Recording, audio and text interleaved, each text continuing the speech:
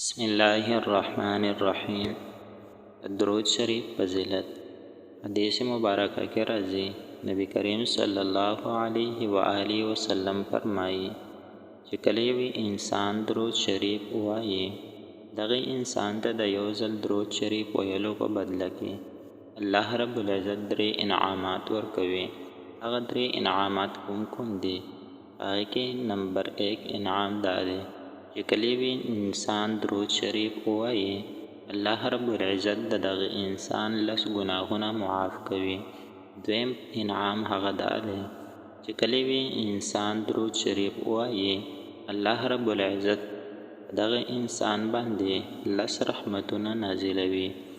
دریم انعام هغه دا دی چې کله وی انسان درود شریف وایي الله رب العزت دغه انسان لس درجه هوا بلندوي. محترمو نن د جمعې شپه ده. په دې شپه باندې چې څوک په کثرت سره درود شریف وایي الله رب العزت ډېر زیات خوشحالیږي.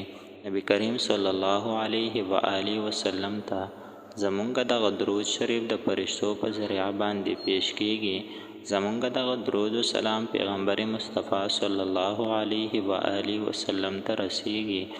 محترمو په دې شپه باندې مونږ له پکار دی چې په پیغمبر مصطفی صلی الله علیه و آله وسلم باندې ډېر په کثرت سره درود و سلام هغه مونږه وایو او پیغمبر مصطفی صلی الله علیه و آله وسلم په حضور کې زمونږ پیشي هغه د فرشتو په ذریعه باندې وشي.